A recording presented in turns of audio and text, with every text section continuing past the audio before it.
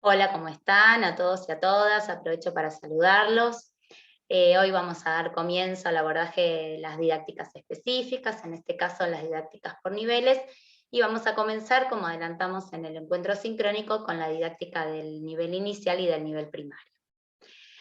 Van a encontrar en el espacio de los prácticos un video realizado por Andrea y María Marta, donde recorren las distintas lecturas que se proponen y hacen una síntesis muy buena con respecto a eso, y las guías de lectura que acompañan las mismas.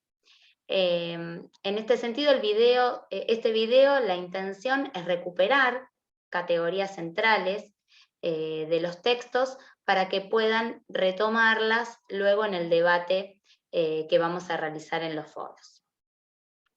Por un lado, en la didáctica del nivel inicial se va a trabajar sobre el texto de Soto y Violante, y la idea es que puedan hacer foco más que nada en las tensiones terminológicas y teóricas que atraviesan el nivel, en la situación del jardín maternal, en el sentido de la enseñanza en el jardín maternal, en cómo a veces se confunde con una función asistencialista, en las implicancias políticas, sociales y pedagógicas que se fueron dando a lo largo de la historia, para que el nivel cobre identidad, cobre autonomía, en entender esta didáctica como una didáctica específica, dadas las características evolutivas de los sujetos que aprenden, del nivel de escolaridad. Y es importante también ver cómo las autoras plantean la recuperación del discurso pedagógico, porque hubo momentos, contextos sociohistóricos donde el discurso pedagógico quedaba opacado, donde cobraba importancia quizás más la psicología evolutiva, o en otros momentos donde las áreas disciplinares y el saber, los conocimientos de cada área eran donde se ponía énfasis, y cómo se busca recuperar este discurso pedagógico en el nivel. Bueno, por otro lado se van a encontrar con los pilares del nivel, que si bien es un texto del año 2010, se recuperan estos pilares en el diseño curricular actual, del año 2018. Se van a encontrar también, vamos a agregar en la bibliografía complementaria, un artículo que es interesante leer, de Sarlé, en clave de juego, donde enuncia muy claramente la importancia del juego como derecho de la infancia. Por otro lado, la organización de la enseñanza en cuanto a la modalidad de multitarea es fundamental.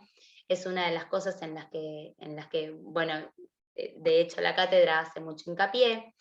Y en la organización flexible de los tiempos, no solo en el nivel inicial, pero bueno, en este caso las autoras lo formulan así, en la importancia de la alfabetización cultural desde la primera infancia, en generar ambientes y construcción de escenarios donde se acerquen diferentes productos culturales, donde se puedan acercar soportes escritos, soportes numéricos, sin necesidades de que el nivel tenga la obligación de enseñar a leer, a escribir, etcétera. Es importante que el aula se transforme en un ambiente alfabetizador desde temprana edad. Las experiencias directas, el planteo de situaciones problemáticas. Es importante también hacer hincapié en el principio de globalización y articulación, en cómo se estructuran las actividades en el nivel, desde la formulación de proyectos, iniciando con alguna problemática real y alcanzando cierto producto, desde la organización de las secuencias didácticas, donde se van complejizando las propuestas, desde recortes espacio-temporales, contextuales, del ambiente natural y social, fantasioso, real, etcétera, a modo de unidad didáctica, donde después se van articulando de manera global y articulada los distintos contenidos. Y fundamentalmente en el nivel inicial es sumamente importante el vínculo entre la institución y las familias. Bien.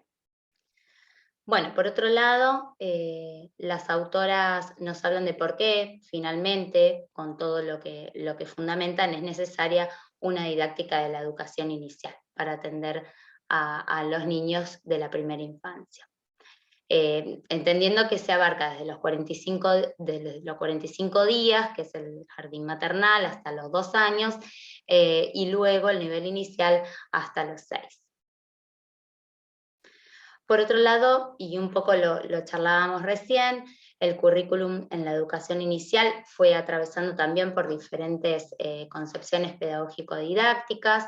Ahí las autoras van a nombrar 3 documentos principales, y ahí se van a ir dando cuenta también qué concepciones son las que fueron atravesando cada uno de estos documentos.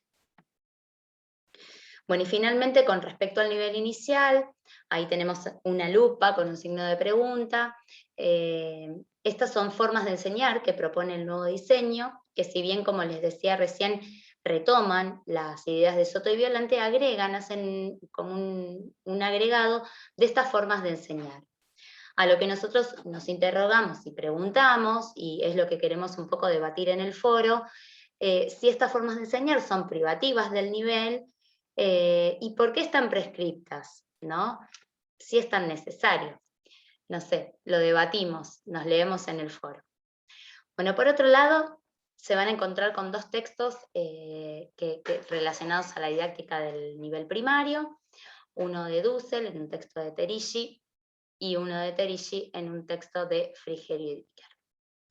Bien, en el primer texto, la autora lo que se pregunta, lo que pone en cuestión, son los cambios que se dan o que no se dan en la escuela primaria, desde su surgimiento. Y se indaga de para qué sirve la escuela primaria, cómo debe enseñarse, cómo debe organizarse la enseñanza, qué debe enseñarse. Realiza una revisión histórica, que lo hemos visto ya a lo largo de la carrera, lo podemos volver a retomar, ¿no? En cómo la escuela estira ese tiempo de instrucción para dedicarse a transmitir otras cosas, ¿no? Recordar que el surgimiento de la escuela tiene que ver con la conformación del Estado-Nación, de una identidad nacional, ¿no? De la uniformidad, de la homogeneización, por eso el uso del delantal blanco, que es una tecnología, dice la autora, que dura, ¿no? Incluso, bueno, hace un comentario acerca de por qué ese color, etc. Y cómo se va dando la gramática escolar de la escuela primaria y qué cambios hubo con respecto a ese primer surgimiento y la escuela actual. Bueno, por otro lado, nos habla del pasaje de la escuela primaria a la EGB, que se da en el marco de la Ley Federal de Educación, y ahí fuimos, digamos, dejando explícitos 3 cuestiones centrales que son para tener en cuenta en la lectura.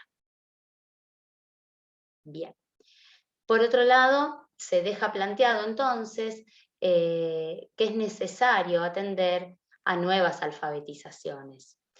Por un lado, considerar esos saberes básicos tradicionales, ¿no? Donde habla de la enseñanza de la matemática, de la lengua y la literatura, pero considerarlos desde otra manera de enseñarlos, ¿no? Y hace ahí unos ejemplos, y da unos ejemplos que seguramente todos nos sentimos identificados con las formas de enseñanza tradicionales y cómo eso se fue cambiando, ¿no?